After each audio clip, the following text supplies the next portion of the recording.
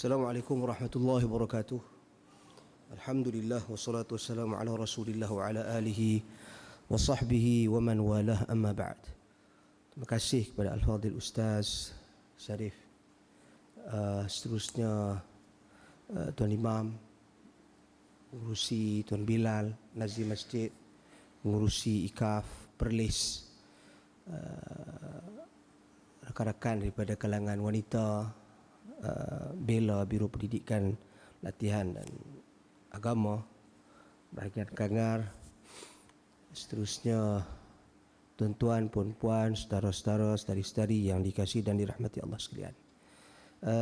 Pertama sekali kita syukur kepada Allah Subhanahu wa taala, kita dapat bersama-sama dalam majlis ilmu pada pagi yang berbahagia ini. Kita dahulukan dengan bacaan Al-Quran yang dibimbing oleh Al-Fadhil Ustaz sebentar tadi, tahsin ataupun memperelokkan dan memperindahkan atau memperbetulkan bacaan kita supaya lebih baik, seperti mana perintah Allah Subhanahu wa taala di dalam Al-Quran, warattilil Qur'ana tartila, hendaklah kamu baca dan susun atur bacaan Al-Quran kamu itu secara tartil.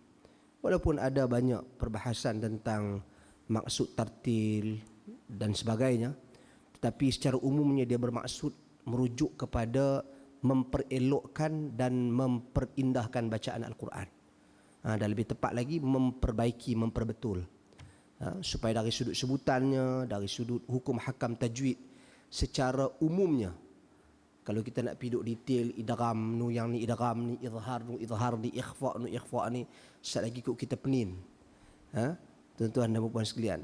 Jadi sebab tu saya kata ke Ustaz bagi yang umum, yang penting bacaan kita betul. Bacaan kita betul, dia akan memberi kesan kepada maksud yang betul. Tapi kalau bacaan kita salah, kebimbangannya membawa maksud dan pengertian yang salah. Itu besar dia punya kesan dia. Jadi selesai part pertama, bimbingan bacaan Al-Quran daripada Al-Fadhil Ustaz sebentar tadi, dan seterusnya kita pergi kepada tafsir ataupun tadabbur dua ayat yang telah sama-sama kita baca tadi. Tuan-tuan dan puan-puan yang dikasihi dan dirahmati Allah Subhanahu wa taala sekalian, surah Al-Anfal. Surah Al-Anfal ni kalau ikut susunan di dalam Al-Quran, surah yang ke-8. Surah yang ke-8. Sebelumnya surah apa? Sebelumnya surah Al-A'raf. Selepasnya surah apa? Selepasnya surah At-Taubah. Okey. Itu susunan dia, dari sudut susunan di dalam Al-Quran. Dia merupakan surah Madaniyah. Madaniyah ni iaitu surah yang diturunkan selepas daripada Nabi sallallahu alaihi wasallam berhijrah. Okey, selepas Nabi sallallahu alaihi wasallam berhijrah. Itu gambaran umum surah Al-Anfal. Cuma tuan-tuan dan puan sekalian, seperti mana siapa yang ikuti kelas pertama kita di Masjid Al-Husain bulan lepas, program tadabbur kita yang pertama, saya dah kata kita pengajian tadabbur Al-Quran dengan saya ni, kita ada beberapa, dia akan sama saja, dia beberapa segmen ataupun pembahagian kerangka pengajian kita dia sama. Sebab tafsir Al-Quran dia tak boleh lari. Satu dah selesai dah berkenaan dengan memperbaiki dari sudut bacaan. Kemudian kerangka-kerangkanya, dia ada kerangka kita nak kena tahu sababun nuzul, sebab turun ayat. Kita nak kena tahu gambaran umum, maksud umum, cerita apa dalam surah tu. Kita nak kena tahu juga dari sudut munasabah ayat, ayat sebelum, ayat selepas, surah sebelum, surah selepas. Pasal apa ayat ni mai selepas ayat ni? Apa kaitan dengan ayat sebelumnya? Apa kaitan dengan ayat selepasnya? Kemudian baru kita cerita faedah-faedah daripada ayat. Kerangka yang sama saja. Bila mengaji, tuan-tuan dan puan-puan pergi mengaji tafsir, yang itulah yang nak kena mengaji. Bila faedah ayat ni, dia mai lah hukum hakam, dia mai bab akidah, dia mai bab akhlak, dia mai bab sejarah, sirah. Semua tu Quran ni luas. Luas perbincangan dia. Jadi kita ambil dua ayat je ni. Kita ambil 2 ayat saja. Kita tak ambil banyak-banyak tuan-tuan dan puan sekalian. Sebab daripada 2 ayat ni kita akan ulas pun, ini pun daripada 2 ayat ni pun dah ada berbelas faedah yang dapat kita manfaatkan daripada kedua-dua ayat ini. Tuan-tuan dan puan sekalian, 2 ayat daripada surah Al-Anfal. Ayat ni ayat kedua hingga keempat. Sebelum kita nak pi detail pasal ayat ni, pertama sekali surah Al-Anfal datang setelah surah Al-A'raf. Apa kaitan antara surah Al-Anfal dengan surah Al-A'raf? Al-Anfal ni maksudnya apa? Harta rampasan perang. Kisah harta rampasan perang. Awal surah Allah Subhanahu wa taala menyatakan yas'alunaka 'anil anfal. Qulil anfalu lillahi war rasul wa aslihu dhata bainikum. Wa ati'u Allah wa rasulahu in kuntum ta'lamun. Okey. Maksudnya apabila orang bertanya kepada kamu wahai Muhammad tentang harta rampasan perang, katakanlah harta rampasan perang itu adalah milik Allah dan juga milik Rasulnya. Maka hendaklah kamu fa aslihu dhata bainikum. Hendaklah kamu baik-baik, jangan duk kira nak berabuk sangat. Dan namun taatilah Allah dan taatilah Rasul sekiranya kamu mengetahui kelebihan dan kedudukan ketaatan tersebut. Okey, itu ayat. Lepas ayat tu terus masuk ayat kita ni. Tuan-tuan, lepas ayat tu terus masuk ayat kita. Ayat kita ni pasal apa? Ustaz dah cerita dah tadi, mungkin gambaran umum dia. Innamal mu'minuna alladhina idza dzukirallahu wajilat qulubuhum wa idza tuliyat alaihim ayatuhu zadatuhum imana wa ala rabbihim yatawakkalun. Maksudnya sesungguhnya orang-orang yang beriman ialah orang yang bila disebut nama Allah bergementarlah hati mereka, dan apabila dibacakan ayat-ayatnya bertambahlah iman mereka kerananya, dan hanya kepada Tuhanlah mereka bertawakal. Tuan-tuan dan puan sekalian, okey, saya nak cerita dulu nombor 1 ni, nak cerita pasal hubung kait antara surah Al-Anfal dengan surah Al-A'raf yang sebelumnya. Nombor 1 sekali tuan-tuan dan puan-puan sekalian, hubung kait dari surah secara umumnya. Surah secara umum, surah Al-Anfal ini tuan-tuan dan puan sekalian, dia terkandung beberapa perkara pokok, perkara asas.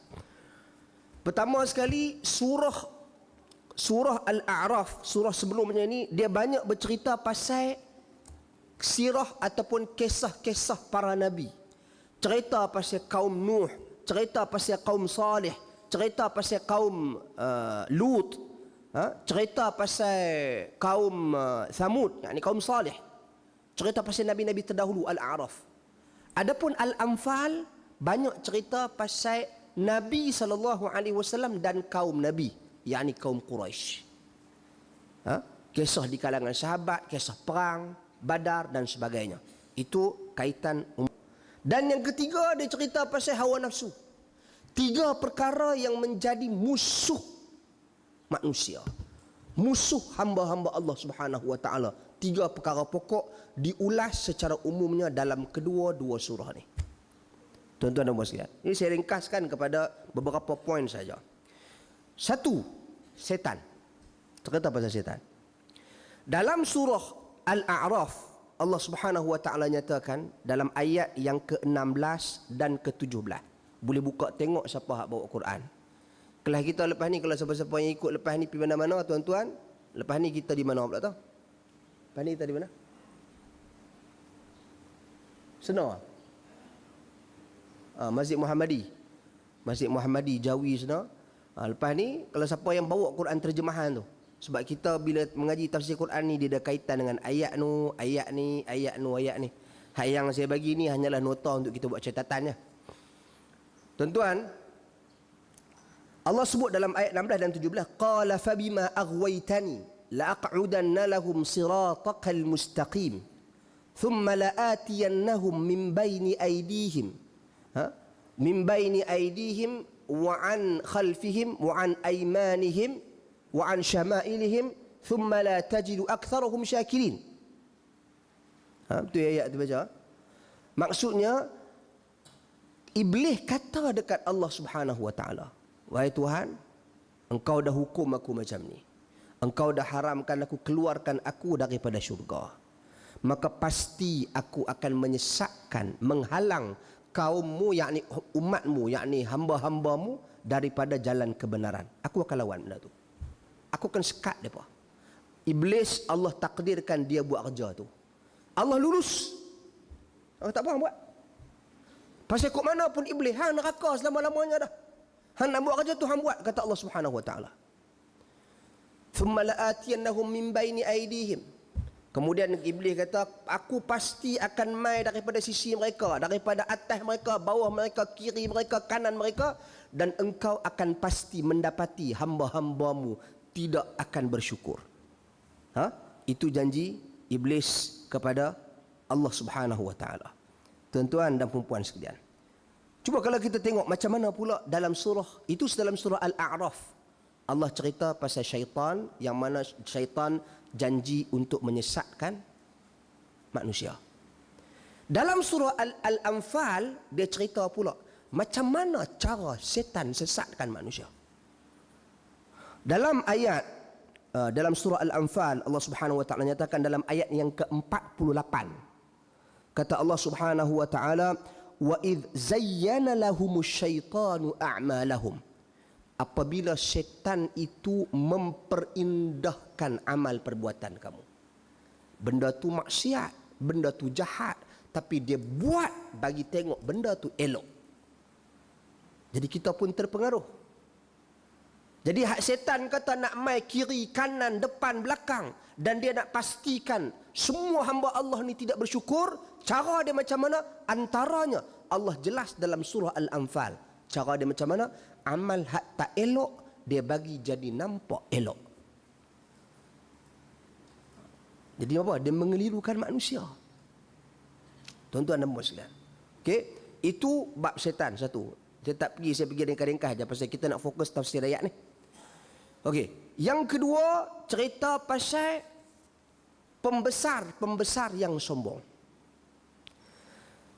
Dalam surah Al-A'raf, bila Allah Subhanahu wa taala cerita pasal kaum Nuh, kaum Hud, kaum Saleh, kaum Syuaib, kaum Musa, semua Allah mulakan dengan qalal mala'u. Al-mala'. Qala tu maksudnya telah berkata. Al-mala' tu siapa dia? Al-mala' ni pemuka-pemuka, pembesar-pembesar. Maknanya nabi-nabi kita dulu ni dan rasul kita dulu, depa berurusan untuk menyebarkan dakwah berhadapan dengan tekanan pembesar-pembesar. Ni cerita dalam Al-Quran ni. Allah cerita semua nabi-nabi yang saya sebutkan nama tadi, Syuaib ke, Hud ke, Saleh ke, Nuh ke, perbalahan dan pergaduhan, pertembungan mereka dengan siapa? Dengan pembesar-pembesar. Antara yang Allah Subhanahu wa taala sebutkan, contohnya kaum Syuaib, Nabi Syuaib. Berkata dalam surah Al-A'raf ayat 88. Kata Allah, qala al-mala'u alladhina istakbaru min qaumihi lanukhrijannaka ya Syuaib. Telah berkata pembesar-pembesar dengan begitu sombong sekali, pembesar daripada kaum Syuaib, kami pasti akan halau dan keluarkan kamu wahai Syuaib daripada negeri ini. Nabi Saleh, kaum dia, kaum Nabi Saleh, kata kat Nabi Saleh apa? Qala al-mala'u alladhina istakbaru min qaumihi lilladhina istud'ifu liman amana minhum ata'lamuna anna Salihan mursalun min rabbi. Telah berkata pembesar-pembesar yang sombong daripada kalangan kaum Salih alaihi salam, berkata kepada golongan yang lemah, pembesar juga. Kaum kisah Musa alaihi salam, Bani Israel, wa qala al-mala'u min qaumi Fir'aun, berkata pemuka-pemuka, pembesar-pembesar daripada kalangan kaum Musa alaihi salam, daripada geng-geng Fir'aun. Nuh alaihi salam juga berkata qala al-mala'u min qaumi, telah berkata pembesar-pembesar daripada kaum Nuh. Semua pembesar-pembesar punya cerita. Tuan-tuan dan puan sekalian. Dan demikian dalam surah Al-Anfal, Nabi berhadapan dengan pembesar mana? Tekanan Nabi ini pembesar mana? Pembesar Quraisy. Tuan-tuan dan puan sekalian. Jadi ini yang kita nampak kalau kita katakan dikaitkan dengan situasi realiti sekarang. Kita berhadapan, contohnya, saya bagi contoh yang paling mudah sekali tuan-tuan dan puan sekalian. Yang ni Bukan nak cakap politik ya, tak cakap politik. Tapi pasal oleh kerana Datuk Mufti pun dah ulas benda ni, saya nak tumpang tambah ya. Contoh kita ni Dr. Zakir Naik ni. Tuan-tuan, Dr. Zakir Naik, seorang tokoh pendakwah Islam. Okey. Tak payah habaq lah, tak payah cerita lah dia dah Islamkan berapa ratus ribu orang, kita pun tak terkira jumlah banyaknya. Tuan-tuan, dia ni duduk di India dah lama. Daripada kecil sampai besar sampai lah ni. Baru berapa 2-3 tahun ni ya.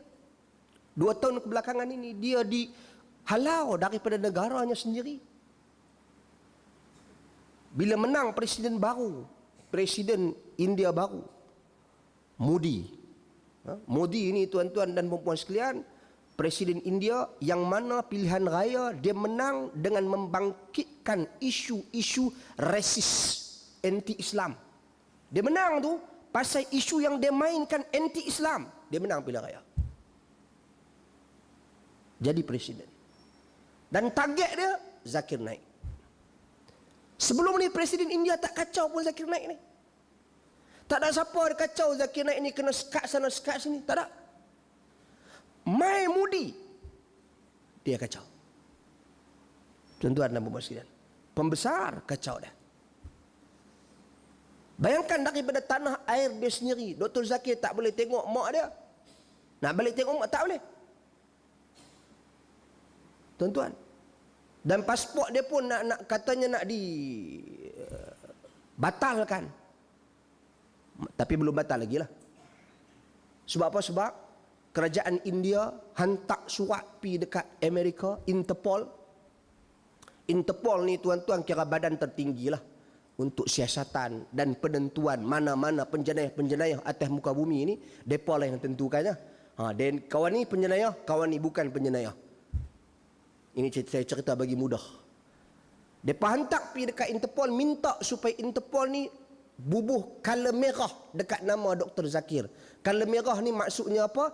Ini senarai bahaya penjenayah. Dan minta supaya tekan kerajaan Malaysia hantar balik Zakir Naik ke India. Tuan-tuan, itu yang mereka minta. 3 kali minta, tak lepas. Interpol kata dia ni bukan pengganas, tak ada kaitan lah. Nampak? Tuan-tuan dan perempuan sekalian. Dan dia dah duduk Malaysia dah 2 tahun dah, Dr. Zakir ni. Dia tak cakap apa pun. Dia diam je. Awal-awal dulu ya, masa kerajaan dulu dia bercakap lah, dia diberikan peluang pentah dan sebagainya, walaupun ada beberapa tekanan, sentimen yang dimainkan. Dia bukan pi maki agama lain, tak. Dia buat perbandingan, comparative religion. Perbandingan agama ni, di universiti pun mengaji. Di Universiti Melaya mengaji, UIA mengaji, UKM mengaji. Perbandingan agama, pakat mengaji belaka. Tuan-tuan. Dan perlembagaan negara kita mengharuskan agama Islam ini berhak untuk didakwah. Kita boleh pergi sampai ke orang. Agama lain tak boleh dakwah. Agama lain mereka kena mengajak di tempat mereka saja. Kristian dia kena mengajak di gereja dia saja. Dia tak boleh pergi ketuk rumah maklum Dariah. Assalamualaikum. Nak ni kami nak cerita pasal Bible lah. Tak boleh. Salah. Agama Buddha, dia berhak mengajak tapi di tempat dia sahaja. Dia tak boleh main ketuk rumah kat Roni pula abang. Ni nak main cerita pasal Veda, nak main cerita pasal kitab ni. Tak boleh. Tapi agama Islam, kita berhak ketuk mana-mana rumah. Kita berhak cerita di mana-mana tempat. Kita berhak kuatkan suara. Kita berhak sebarkan risalah kepada sesiapa sahaja. Ini perlembagaan kita. Tuan-tuan. Jadi bila dah lama Dr. Zakir ni duduk diam apa semuanya, jadi orang pakai nak jemput dia ceramah balik. Bila start jemput ceramah balik, tuan-tuan dan puan-puan sekalian, ada yang panas. Ada yang start panas. Sebelum Dr. Zakir pergi ke Kelantan, adalah seorang ni pemimpin tertinggi parti politik tertentu, bukan Islam. Tuan-tuan dan puan-puan sekalian, pergi keluar kenyataan, minta Dr. Zakir balik negara dia. Tuan-tuan. Kemudian keluar lagi beberapa menteri-menteri. Kulasegaran, keluar lagi Ramasamy, keluar lagi siapa ada lagi? Ram Kapal yang terbaru bukan menteri lah. Gobin, keluar lagi. Mana lagi? Lim Kit Siang tak payah abang lah, dia awal lagi. Pakat-pakat nak suruh dia balik. Buat tuduhan ke atas dia dengan macam-macam tuduhan. Kerana dia bercakap di Kelantan tu sikit, dia cakap sikit ya. Dia kata, hampuan ahlau aku. I'm a new guest, dia kata. Aku ni pendatang baru. Tetamu, dia tak pakai pendatang, tetamu. Tapi jahat, beberapa akhbar, social media ni akhbar, dia kata Dr. Zakir kata pendatang. Dr. Zakir tak pernah sebut perkataan pendatang. Dia sebut guest. Takkan hampa aku nak kena ajak lagi guest tu apa? Bukan tonggeh kat rumah tu. Guest, tetamu. Dia nak abang, dia nak sindiak aja. Dia nak abang, dia nak kata apa? Dia kata, aku ni tetamu baru.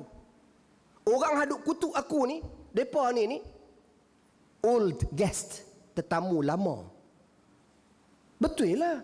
Kontrak sosial yang ditandatangani nenek moyang kita dulu dengan nenek moyang depa, tuan-tuan, Cina ke India ke dalam negara ni, telah jelas menyatakan kita yang memberikan kewarganegaraan kepada mereka. Dengan ditandatangan kontrak tu, depa, Cina, India, depa jadi warga negara Malaysia. Kita ada tanda tangan mana-mana tak? Kita tak.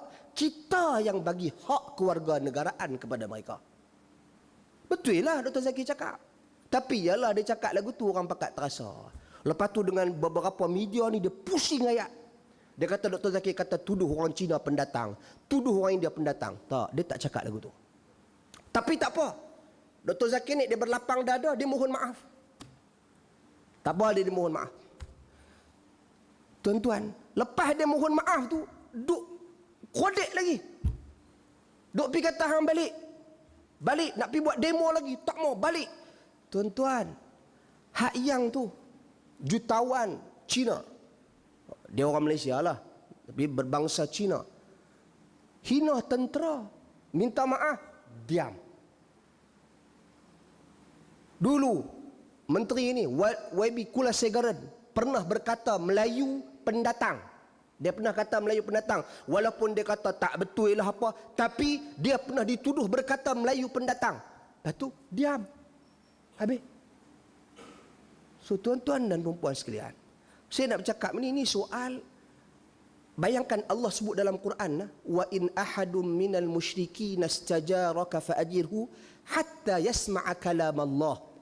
Apabila ada orang daripada kalangan musyrikin, orang bukan Islam, datang ke rumah kamu minta perlindungan kepada kamu, kata Allah, berilah perlindungan itu kepada kamu.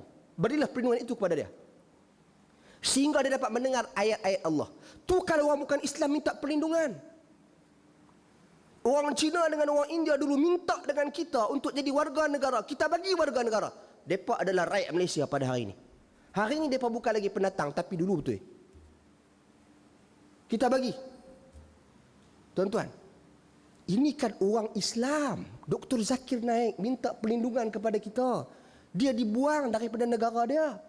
Negara dia kalau kita hantar pergi balik, tuan-tuan, kita boleh andaikan kemungkinan besar dia dihukum bunuh. Dia dibunuh. Kemungkinan besar. Sebab tu saya tabik Tun Dr. Mahathir. Walaupun beberapa menteri-menteri yang mangkak, tuan-tuan dan puan sekalian, Tun Dr. Mahathir sebagai Perdana Menteri clear. Ulil amri kita lah.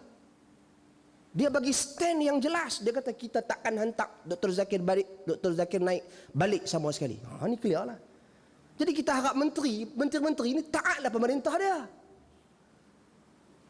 Dr. Mahathir menteri, lantik hampa jadi menteri. Perdana Menteri, lantik hampa jadi menteri. Hampa tak mau ikut dia. Hampa duk rodek lagi. Dia kata tak hantar, hampa duk suruh hantar lagi. Dan lebih daripada itu kita mengharapkan menteri-menteri yang beragama Islam ni bersuaralah sikit. Cakaplah sikit. Perdana Menteri dah cakap. Perdana Menteri perlu support, perlu sokongan. Rakyat perlu sokongan menteri-menteri beragama Islam. Kalau menteri-menteri beragama Islam pun mangkak juga. Masalah minta Tun M tukar cari orang lain lah menteri. Kita pun ada. Dah belum.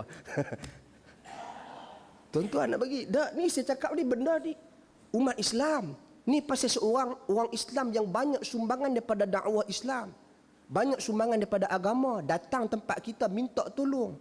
Kita tak mau ni termasuk dalam yang kita duk bercerita dalam Quran ni. Yang duk berhadapan, yang duk memusuhi agama ni. Yang duk memusuhi para Nabi dan Rasul ni. Pembesar. Al-Malak. Lepas tu dengan sombong pula bercakap. Amboi. Lain dulu, Dr. Zakir dulu masa jumpa dulu, masa mula-mula dia mai 2016. Pada waktu tu, kerajaan pada hari ini masih lagi pembangkang waktu tu. Ada kes sikit di Melaka. Dr. Zakir tak diberi berucap kerana tajuk dia sensitif. Oh, mereka tulis kerajaan sekat pendakwah lah apalah. Lah ni mereka jadi menteri, mereka pula habaq kata tak sesuai Dr. Zakir. Sekarang ni hang takut kat siapa ni? Takut kat Perdana Menteri ke? Takut dekat ni hak satu kumpulan lagi ni.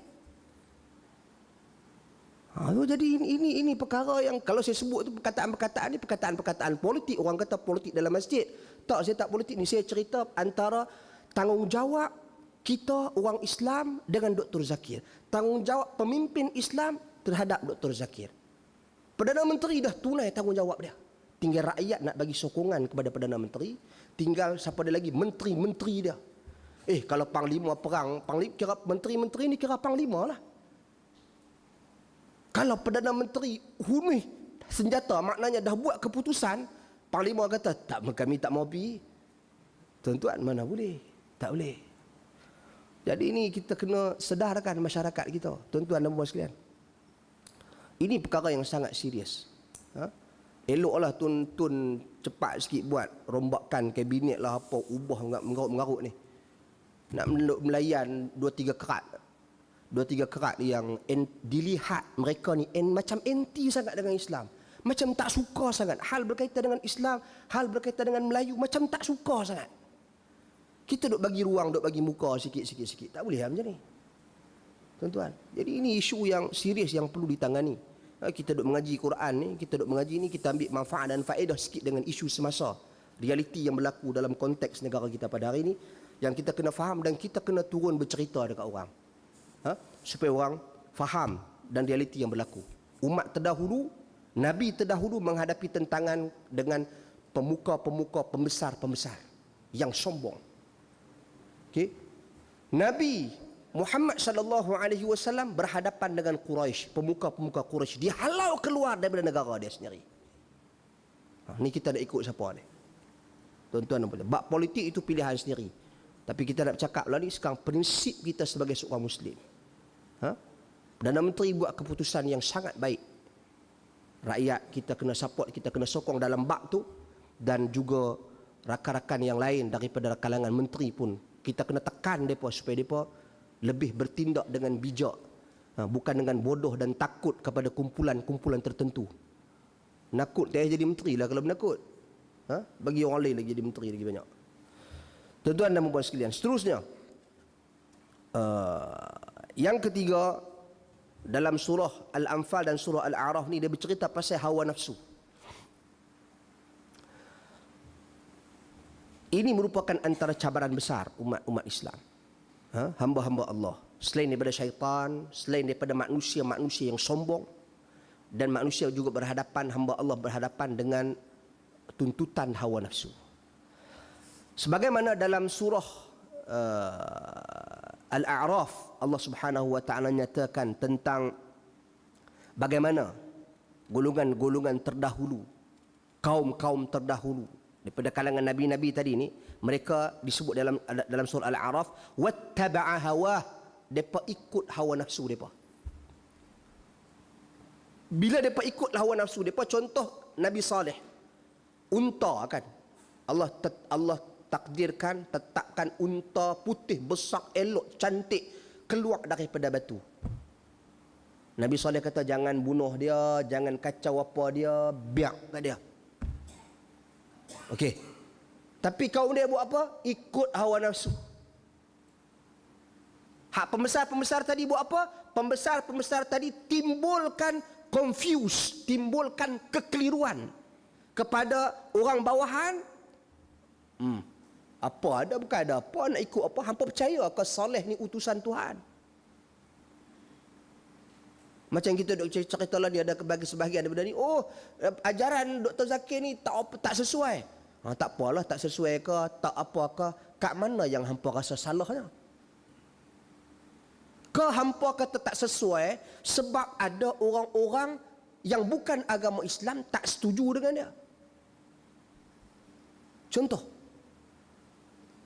dulu pembesar-pembesar dulu depa hasut rakyat di bawah untuk tolak nabi-nabi mereka. Depa timbulkan apa? Timbulkan keraguan kepada lantikan kenabian dan kerasulan. Oi, ini betul ke dia ni nabi? Betul ke dia ni rasul? Hampa percaya ke? Tuan-tuan dan puan sekalian. Dan akhirnya depa ikut apa? Hawa nafsu. Itu dalam surah Al-A'raf dia cerita wattaba'a hawa. Depa ni semua pakai ikut hawa nafsu. Adapun dalam surah Al-Anfal, ini hubung kait. Dalam surah Al-Anfal, Allah Subhanahu wa taala cerita contoh dalam ayat yang kelima. Okey. Kama akhrajaka rabbuka min baitika bil haqq wa inna fariqan minal mu'minina lakarihun. Sebagaimana hawa nafsu ni, kalau nak ikut tuntutan hawa nafsu ni, mana mau nak perang ke jalan Allah Subhanahu wa taala, nak pi berteruk-teruk buat apa?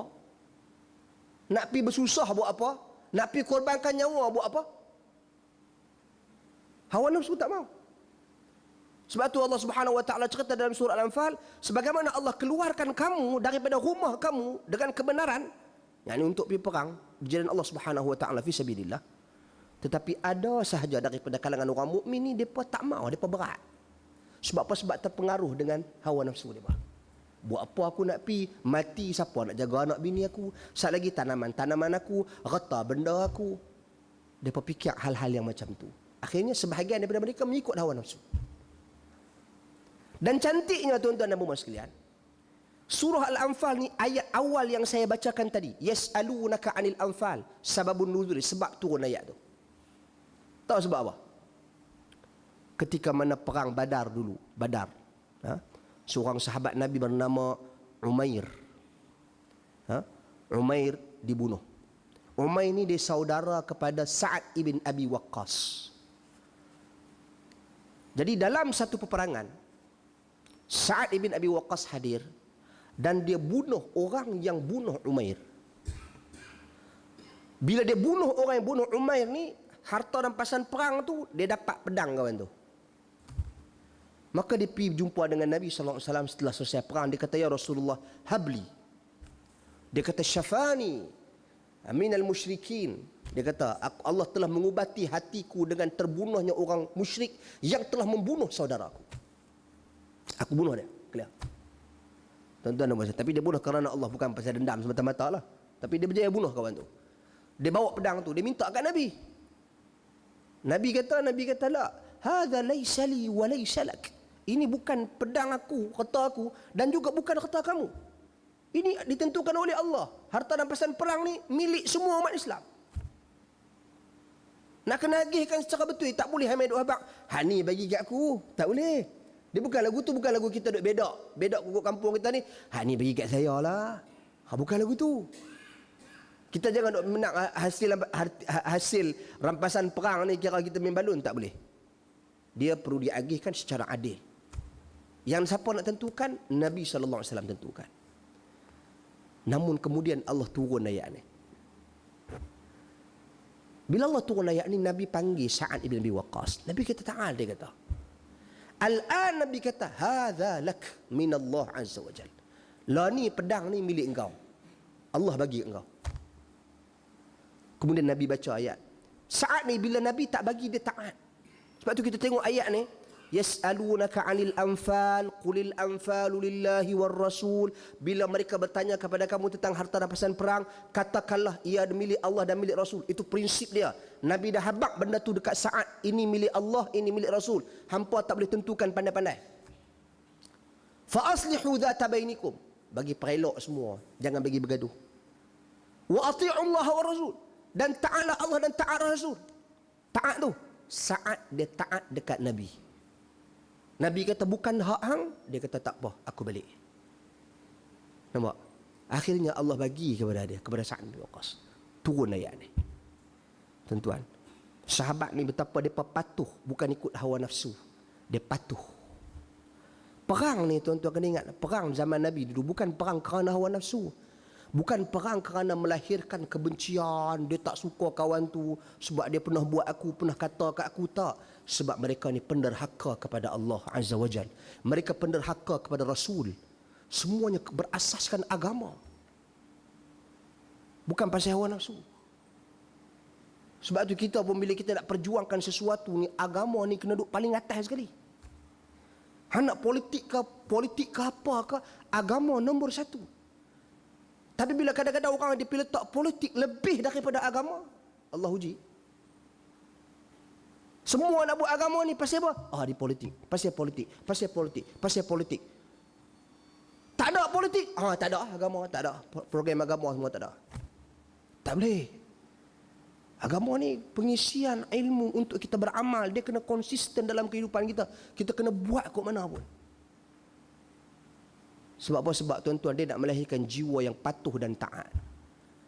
Bila kita dekat dengan Allah Subhanahu Wa Taala, insya-Allah kita dekat dengan pertolongan dan bantuan daripada Allah Subhanahu Wa Taala.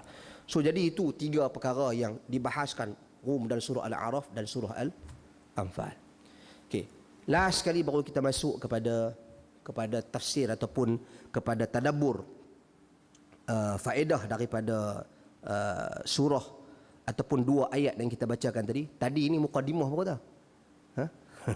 Yang ni baru kita masuk kepada ta'ammulat ataupun kita teliti faedah-faedah daripada surah ataupun 2 ayat. Ayat yang kedua hingga ayat yang keempat daripada surah Al-Anfal yang telah dibacakan tadi. Tuan-tuan dan puan-puan sekalian, pertama sekali Allah Subhanahu Wa Taala bagi tahu kepada kita tentang ciri-ciri orang yang beriman. Sebab tu tajuk saya bubuh, orang beriman takut akan Allah Subhanahu Wa Taala.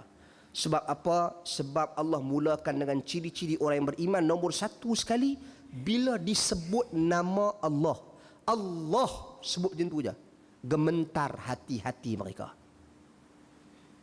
Tuan-tuan, bandingkan kita dengan apa yang disebutkan ini, sejauh mana hati kita bergementar apabila nama Allah itu disebut. Itu satu. Itu faedah yang pertama, ciri-ciri orang beriman. Dan ciri-ciri orang beriman yang kedua yang digambarkan dalam ayat ini adalah apa? Wa idza tuliyat alaihim ayatuhu zadathum imana. Bila dibacakan ayat-ayat Allah, bertambah iman mereka. Iman bertambah. Itu ciri-ciri orang beriman yang kedua. Dan ciri-ciri yang ketiga, wa ala rabbihim yatawakkalun. Dan mereka bertawakal kepada Allah Subhanahu Wa Taala. Tu saya akan ulas balik tu lagi. Yang keempat, ciri-ciri orang beriman dalam 2 ayat ni, alladzina yuqimunas salah wa mimma razaqnahum yunfiqun. Alladzina yuqimunas salah, orang yang mendirikan salat, yang beriman. Yang kelima, wa mimma razaqnahum yunfiqun, dan apa-apa yang kami berikan rezeki ke atas mereka, mereka infak, mereka sedekahkan kepada Allah. Itu ciri-ciri yang kelima. Lepas tu Allah bagi kesimpulan dia. Ulaika humul mu'minuna haqqan. Mereka itulah orang-orang beriman yang sebenar-benar beriman. Lahum darajatun 'inda rabbihim wa maghfiratun wa rizqun karim. Mereka dapat kelebihan apa? 1, kelebihan darjat tinggi di sisi Allah. Daripada darjat, ada pangkat kedudukan di sisi Allah. Kedua, mereka dapat apa? Maghfirah, pengampunan. Ketiga, mereka dapat apa? Rizqun karim. Rezeki. Mereka dapat. Mereka dapat rezeki daripada Allah Subhanahu Wa Taala. Nikmat yang mulia daripada Allah. 3 kelebihan mereka akan dapat. Dengan syarat mereka memenuhi kelima-5 perkara ini. 5 perkara ni lah yang kita nak ulas sikit-sikit. Tuan-tuan dan puan-puan sekalian. Nombor 1, perkara pertama, idza dzukirallah, bila dibacakan nama Allah kepada dia. Tuan-tuan, nama Allah ada berapa? Siapa boleh jawab? Nama Allah ada berapa? Boleh? Tidak terhad. Ni cakap. Nama Allah ni yang Allah cerita dekat kita berapa? 99. Sebab tu di dalam hadis Nabi sebut lillahi tis'atun wa tis'ina isman man ahsaha dakhalal jannah. Bagi Allah tu ada 99 nama. Barang siapa yang menghitungnya, maksud menghitung ni luas. Ada kata membacanya, ada kata berdoa dengannya, ada kata menghafalnya, maka dia akan masuk syurga. Itu yang Allah bagi tahu kepada kita. Ada nama-nama yang Allah tak bagi tahu kepada kita. Yang Allah bagi tahu kepada para malaikatnya sahaja. Dan ada yang Allah sembunyikan pada zatnya sahaja. Dia saja tahu nama dia ada berapa.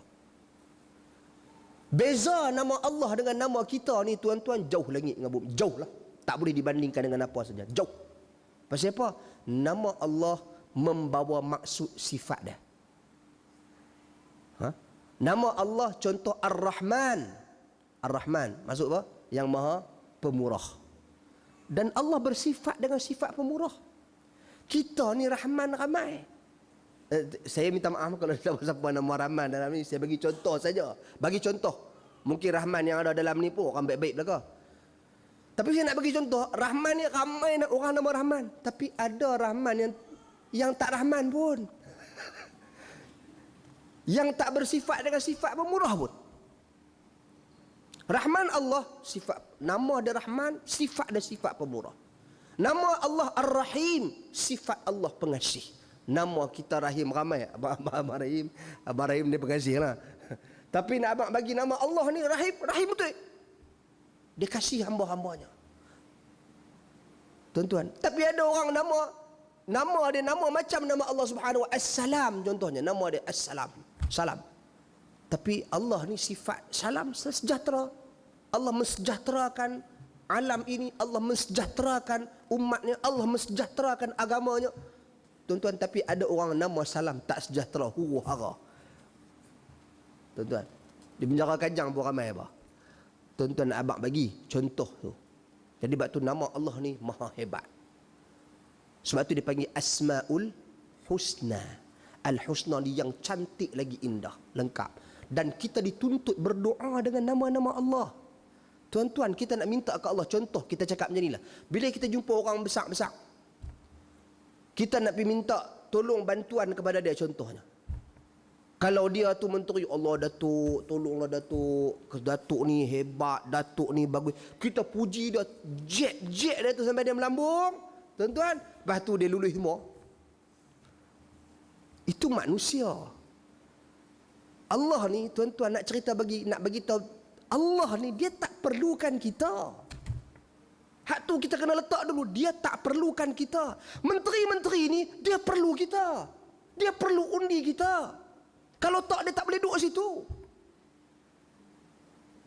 Allah tak perlu. Allah tak perlu doa kita, Allah tak perlu puji-pujian kita, Allah tak perlu kita. Kita perlukan dia. Hak tu beza antara pencipta dengan makhluk. Makhluk sesama makhluk ni dia kok mana pun dia ada perlu. Kok mana pun dia ada perlu.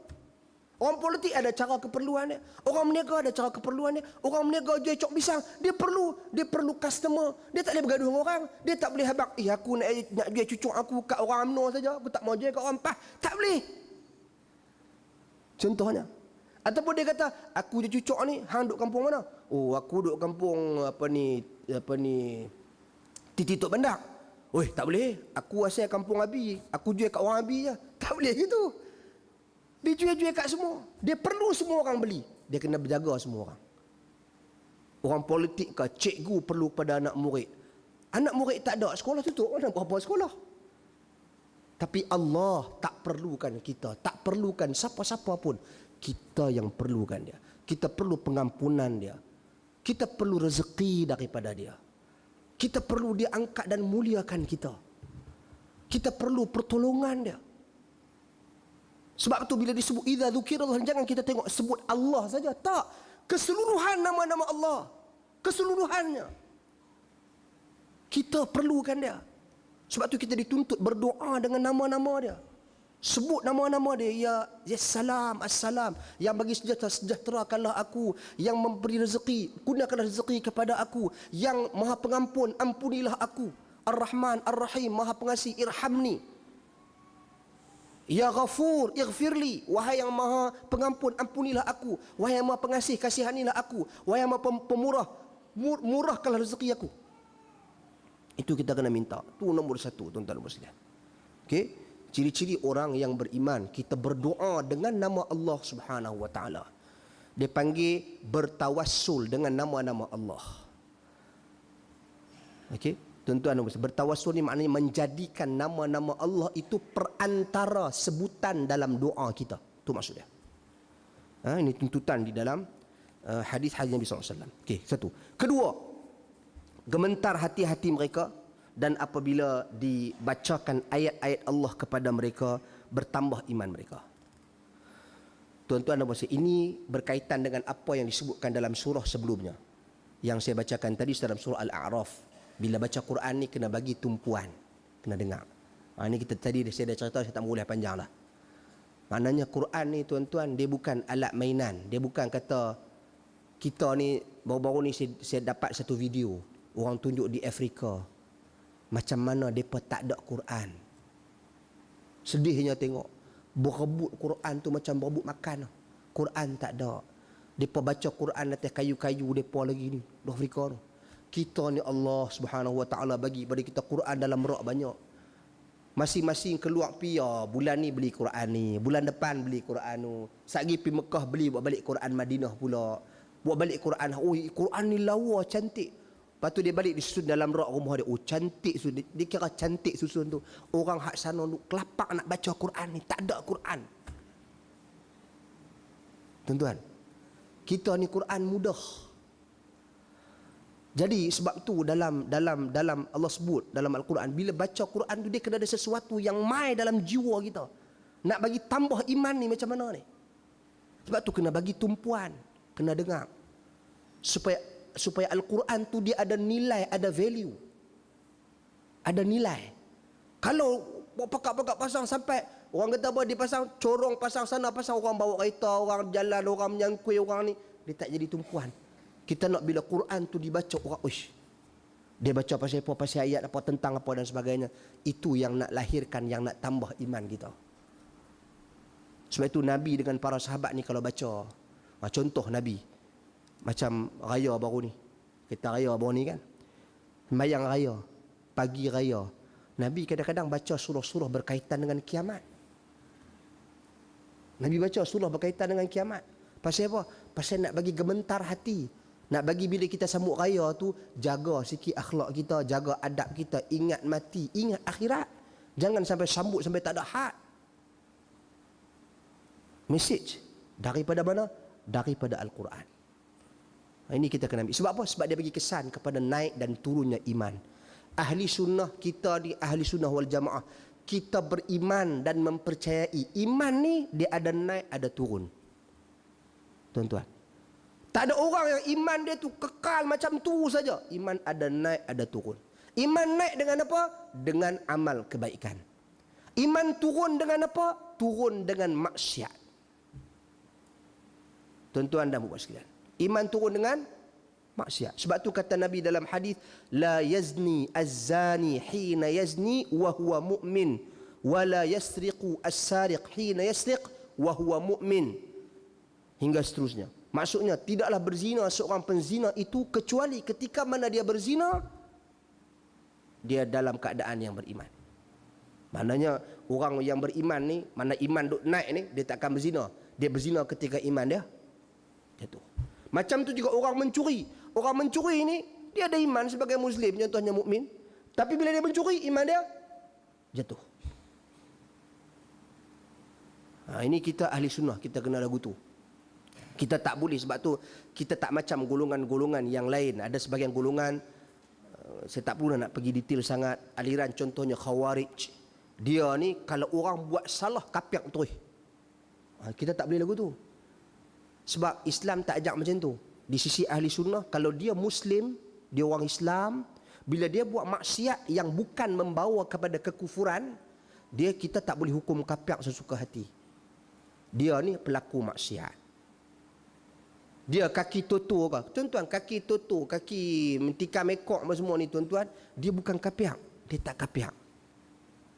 dia Muslim tetapi pelaku maksiat yang besar di sisi Allah Subhanahu Wa Taala, dosa sangat besar. Tapi kita nak pergi dua abang, kapiak. Oh, tak boleh. Kita tak diajar macam tu. Ahli sunnah tak ajak orang hukum sesuka hati, pengkafiran sesuka hati, tak boleh. Dia perlu kepada pendetilan, perlu kepada perincian, perlu kepada orang yang ada capability ataupun credible, ataupun dia panggil orang yang berautoriti untuk menghukum. Bukan semua orang boleh pergi hukum orang hang kapiak, tak boleh. Sebab kesan dia besar. Kesan dia besar. Semayang tak sah, jenazah tak dikebumikan dengan cara Islam. Banyak benda berkenaan dengan warisan, harta pusaka, pewaris. Kalau dia kapiak ni tak boleh wariskan. Banyak benda tuan-tuan, bukan senang. Sebab tu Islam tak ajak. Islam kata mahkamah tentukan, hakim tentukan, pemimpin tentukan, yang tahu tentang hukum hakam dan sebagainya. Okey, tu poin yang ketiga. Dan ciri-ciri orang beriman seterusnya, wa ala rabbihim tawakkul, mereka bersifat tawakal.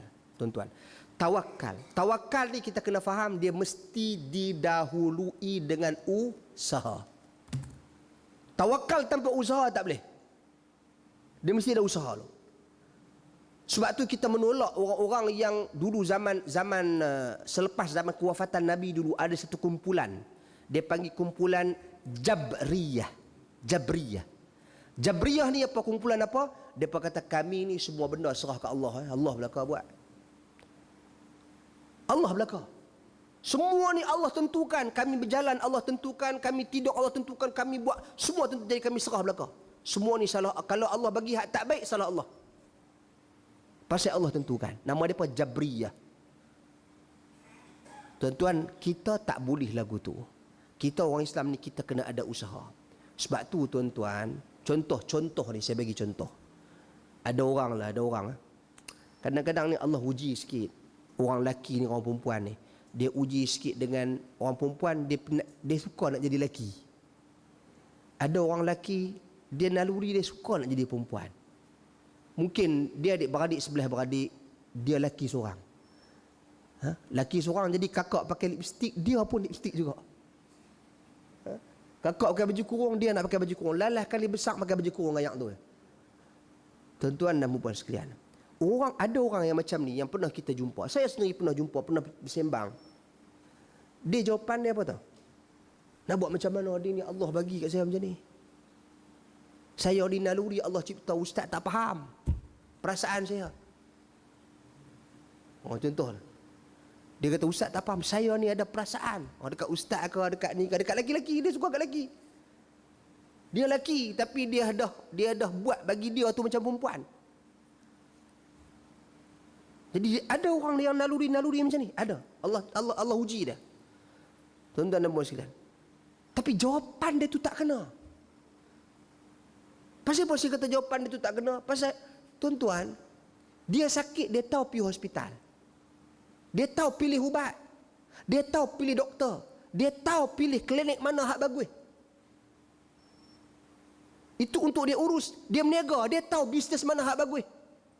Dia tahu macam mana nak buat duit.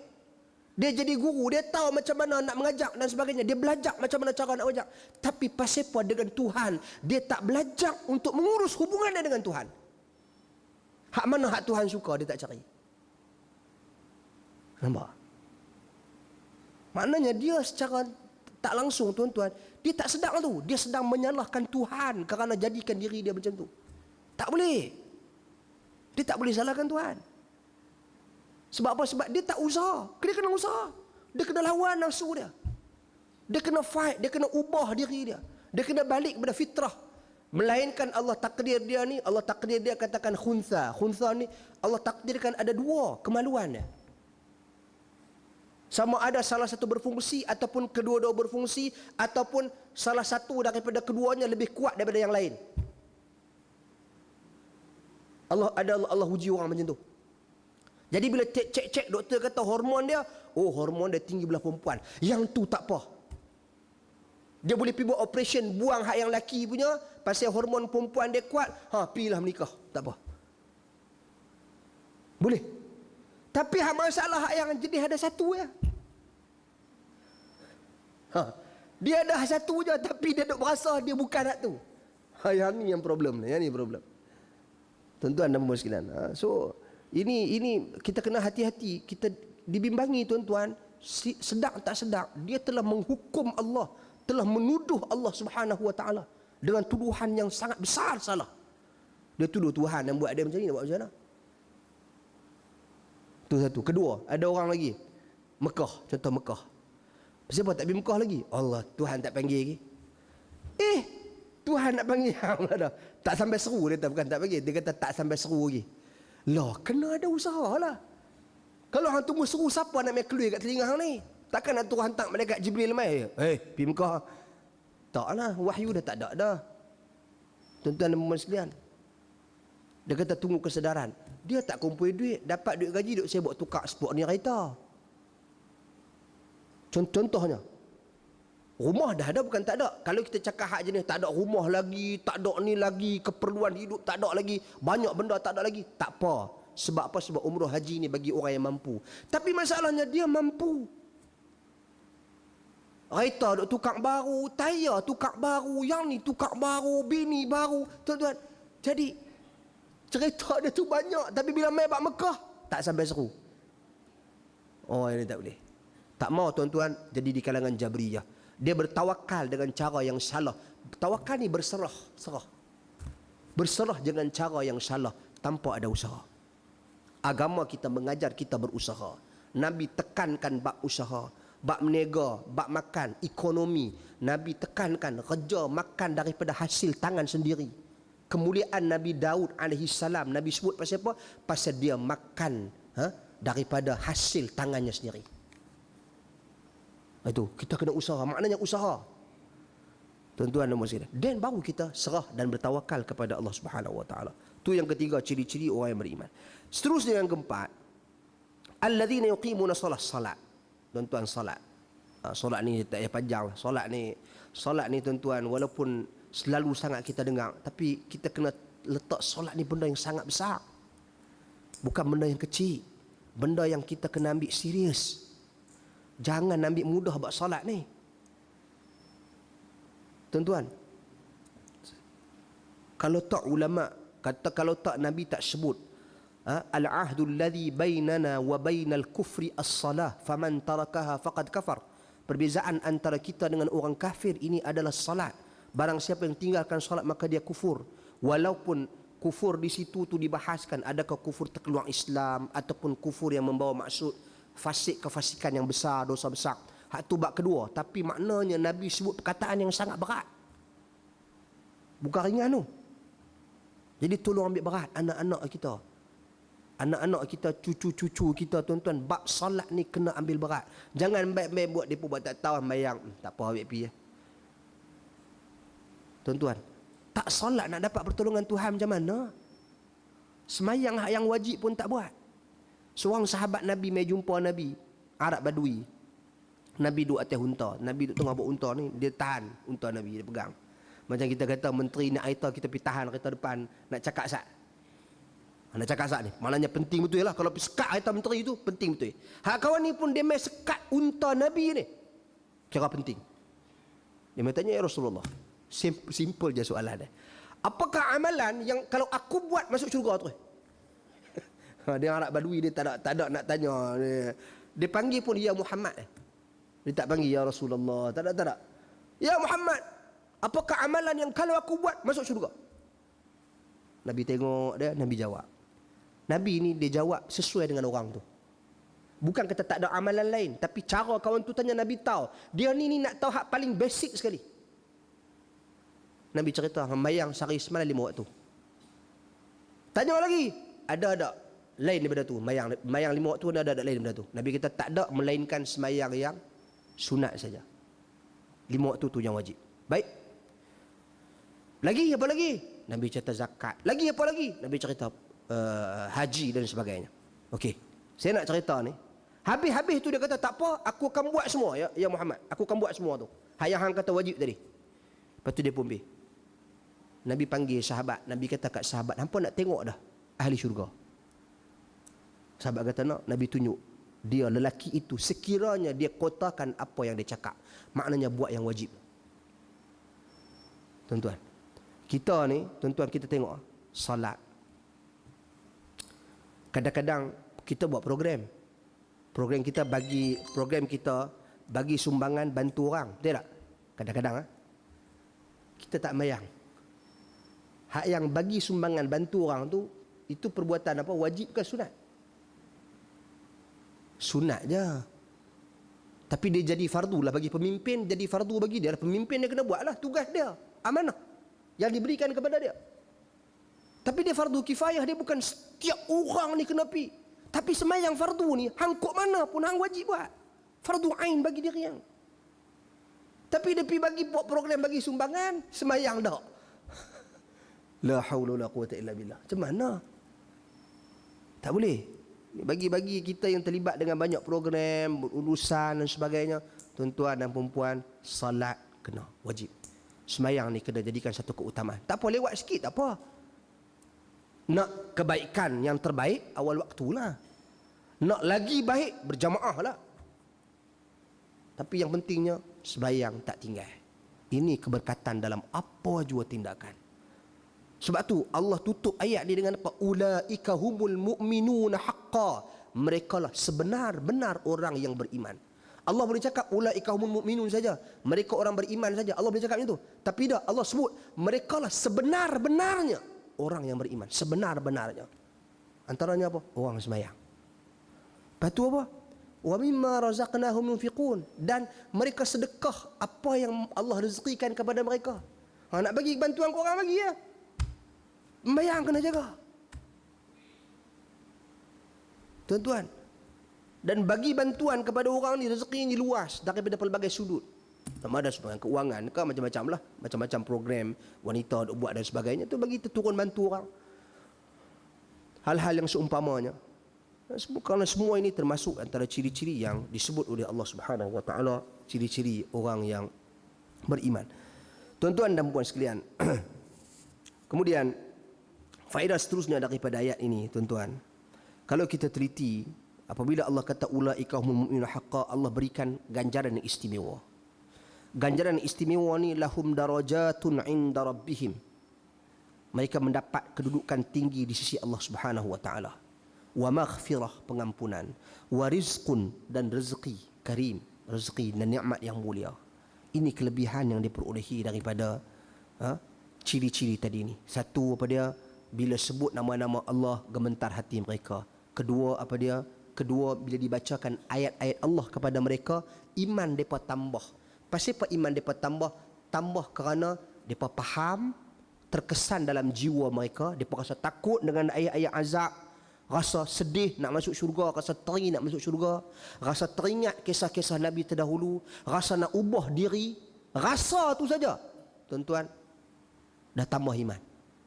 Apatah lagi disusuli dengan amal perbuatan, amal. Lepas tu baru dia masuk apa? Baru dia masuk selepas ayat berkaitan dengan dalaman tadi ni, tambah iman, dia masuk dengan alladzina yuqimunas salah, sembahyang. Dia tak boleh dalam saja. Kita duk rasa Allah, rasa beriman, rasa takutkan Allah, tapi amal tak ada, tak boleh. Dia mesti iman, dia kena selari dengan amal, dia kena mai tindakan. Tindakan tu kena ada. Tindakan hati Allah dah sebut tadi, wajilat, gementar hati. Rasa takut itu adalah amalan hati. Tapi apa amalan anggota badan? Semayang. Semayang ni dia merangkumi semua perkara yang disebutkan tadi. Ada sebutan nama Allah, ada bacaan Al-Quran. Semayang. Semayang yang rasa khusyuk, gementar hati, rasa takut, rasa hadir diri dalam salat ni, khusyuk. Kemudian baru main amalan dengan manusia lain. Salat kita saja. Wa mimma razaqnahum yunfiqun. Dia berkaitan dengan kemasyarakatan. Turun, jumpa orang, ziarah orang, bagi sumbangan dan sebagainya. Hubungan dengan masyarakat. Tengok, dekati kesusahan, apa yang berlaku di sana. Orang ramai, jiran kita, kawan-kawan kita, ahli keluarga kita khususnya, lebih utama. Yang ni, hubungan dengan manusia, hubungan dengan Allah, hubungan dengan manusia. Cuma dia kena mula pada diri dulu. Kesedaran kita dengan hubungan kita dengan Allah, dan baru hubungan kita dengan manusia. Ini ulaika humul mu'minuna haqqan. Mereka orang beriman yang sebenar-benarnya. beriman kepada Allah Subhanahu wa taala. Jadi tuan-tuan dan puan sekalian, demikian sedikit sebanyak apa yang boleh kita kongsikan pada pagi ini dari sudut tafsir ataupun tadabbur ayat 2 hingga 4 daripada surah Al-Anfal, bermula dengan bacaan daripada Al-Fadhil Ustaz sebentar tadi, dan kemudian faedah-faedah yang kita perolehi dari sudut munasabah surah, munasabah ayat. Munasabah ni maknanya kaitan surah Al-Anfal dengan surah sebelumnya, kaitan ayat dalam surah, cerita-cerita dalam surah Al-A'raf dengan surah Al-Anfal. Kemudian kita sababun nuzul, sebab turun ayat, dan kemudian sedikit tadabbur ataupun tafsir daripada ayat ini untuk kita amal dan praktiskan, untuk kita menjadi orang yang benar-benar beriman, yang takutkan Allah Subhanahu wa taala, takut yang membawa kepada tindakan. Orang takut hantu, dia nak baca ayat kursi. Orang takut hantu. Ada orang dulu, saya pernah kerja dekat hospital penasihat agama di Institut Jantung Negara Kuala Lumpur. Ada orang dia sakit, dia main lah macam-macam. Bila dia tengah sakit ni, mental dia tak berapa nak clear. Jadi keluarga dia ni ambil surah Yasin tak bantai. Lepas tu saya tanya dia. Saya tanya, pakcik baca ni. Saya ni ustaz, saya tak apa reti baca Quran. Lepas tu nak buat apa surah ni? Dia letak apa kata, syaitan tak kacau. Dia kata lah, tuan-tuan, syaitan ni tak takut dengan kitab, syaitan ni tak takut dengan Quran. Dia takut dengan ayat-ayat Quran yang dibaca oleh pengamalnya. Itu dia takut. Dia tak takut. Tuan-tuan ingat, tuan-tuan, pencuri tabung masjid ramai. Kita taklah kata ramai, tapi maknanya ada tabung masjid pernah kena curi. Kalau nak ikut tuan-tuan, mana syaitan boleh masuk dalam masjid ni? Takut dengan masjid ni. Kira pencuri tabung masjid ni syaitan lah, tuan-tuan. Syaitan dari sudut manusia. Maknanya dia waktu tu dia tengah kena rasuk syaitan tu pencuri tu. Nampak lagi? Abu Jahal apa semua ni jahat-jahat dalam sejarah Islam ni semua duduk depa membesar di keliling Kaabah ya. Tapi jahat nak mampu. Kira macam setan, kira setan lah, jahat lah. Tuan-tuan. Jadi syaitan ni dia tak takut dengan benda-benda ni. Dia takut dengan orang yang beramal dengan agama. Jadi sebab tu tuan-tuan, kita yang besarnya, yang kita mengaji ni, kita tujuan kita akhirnya nak membawa kepada apa? Praktis amalan. Dia bukan soal bila kita takutkan Allah ni, takut yang ada tindakan kita beramal.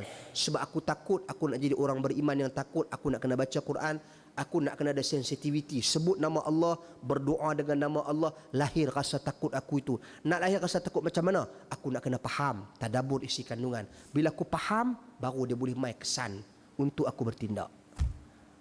Itu keberkesanan kita mengaji, tuan-tuan dan puan sekalian. Jadi saya rasa cukuplah setakat itu dulu sekadar perkongsian kita pada kali ini. InsyaAllah tadabbur kita pada bulan depan akan dimaklumkan tarikhnya, juga bersama dengan Al-Fadhil Ustaz sebagai pembimbing bacaan Al-Quran kita, dan seterusnya kita akan pergi ayat-ayat yang seterusnya. Wallahu alam. Sekiranya ada satu dua soalan sebelum kita berhenti, saya buka kepada tuan-tuan dan puan sekalian. Terima kasih.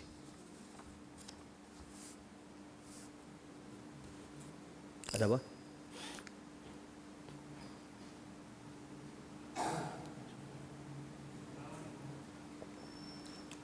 Assalamualaikum.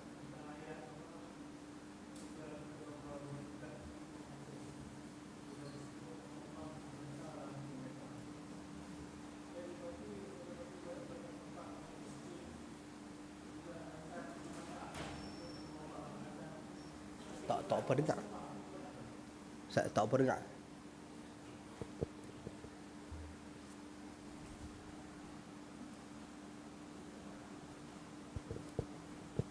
Saya ulang soalan tadi. Ya. Ayat iza zukirallahu wajilat qulubuhum, bila disebut nama Allah gementar hati mereka. Saya dapati banyak tempat, banyak masjid, apabila azan dikumandangkan, banyak sebut nama Allah dalam azan itu, tapi lagi derah orang bersemang. Itu macam mana tu? ada tak gementar ke macam mana ke? Okey, bismillah. Dia sunnah-sunnah dalam azan ni contoh. Sepatutnya seperti mana yang dibacakan dalam ayat Allah Subhanahu Wa Taala ini, seperti itu. Cuma pernah diriwayatkan Nabi SAW pernah ketika mana azan pernah berbual, ada perkara penting. Masalahnya kita ni waktu azan ni sembang tak ada penting-penting apa pun. Duk sembang ni hang satgi nak breakfast mana? Satgi nak ni mana? Tak. Yang Nabi bercakap ni yang cerita ketika mana azan diriwayatkan membuka ruang kepada keharusan berbicara waktu azan ni, waktu masa bila? Ketika untuk tujuan apa? Ada keperluan yang penting dan mendesak. Itu je. Lepas tu Nabi stop ni kita sampai habis azan, meneram, sembang sampai habis. Jawab azan pun tak. Nabi jawab azan. Respon kepada azan. Maknanya Nabi dengar, cuma ada keperluan mendesak untuk cakap. Taklah kata-kata haram mutlak sebab bercakap dosa besar. Tak sampai ke tahap itu. Tuan-tuan dan puan sekalian, ada keharusan untuk bercakap. Cumanya ada keperluan. Sebab apa? Sebab keutamaan adalah menjawab azan. Keutamaan dia. Itu. Kemudian memberikan tumpuan dan pendengaran kepada azan. Nama Allah Subhanahu Wa Taala dikumandangkan. Kita letak respect kepada mana ni? Kita lagu negaraku, tuan-tuan dan puan sekalian, berdiri terpacak ni. Berhenti habis. Weh, mereka azan dia boleh duduk luar. Duduk sembang, bumbang-bumbang. Mana kita letak respect, hormat kita kepada azan berbanding dengan lagu negara kita? Saya dekat Malaysia ni tuan-tuan, dekat negara kita ni lah, kadang-kadang kita makan kat kedai. Masa kita makan kat kedai tu, ada lagu negaraku. Orang tak heran pun. Macam azan pun orang tak heran tak mana pun. Okey. Tapi saya pernah satu ketika saya pergi ke Thailand. Pergi ke Aceh duk makan-makan. Tiba-tiba tengok dalam kedai tu, tempat makan terbuka. Orang dia pakak bangun semua berdiri.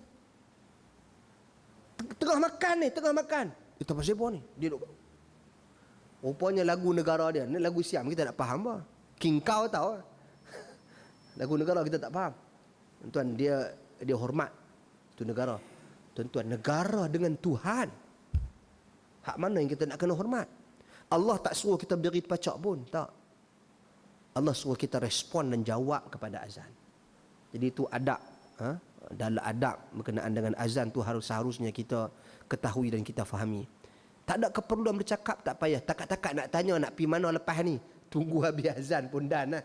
Tak pergi mana kan? Tapi kalau ada keperluan yang mendesak, itu cerita lain. Wallahu a'lam. Terima kasih. Okey.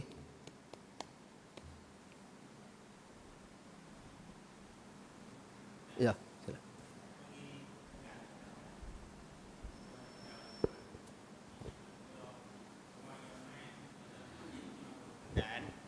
Jadi dia terus sembahyang sunat tengah.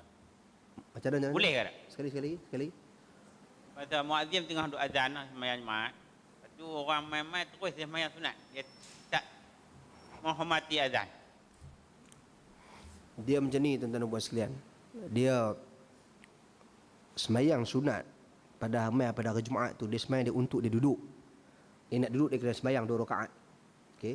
Idza dakhala ahadukum masjidah fala tajlis hatta tarka' raka'atain, kata Nabi. Bila kamu masuk ke dalam masjid ni, janganlah kamu duduk melainkan kamu salat 2 rakaat. Jadi yang terbaik untuk dia, walaupun tak ada satu spesifik nas yang kata jangan sembahyang dulu, kena tunggu azan dulu, tak ada spesifik. Nabi tak sebut hadis-hadis tertentu, tak ada. Cuma kita fahami bahawasanya yang terbaik azan tu elok jawab kalau tak ada keperluan lain. Okey. Jadi eloknya apa salah kalau dia tunggu dia jawab perhabis dulu. Jawab perhabis dulu, sembahyang. Bukannya lama pun. Azan ni bukan 18 minit. 18 minit larat kita nak tunggu. Ni azan 45 minit ya, paling lama tu pun azan 45 minit ni 56 minit. Ish, Tok Bilal tu azan lagu mana tahu? Dia punya mat dia tu panjang tu, kita kira tu mat dia tu 45 78 harakat dia tu.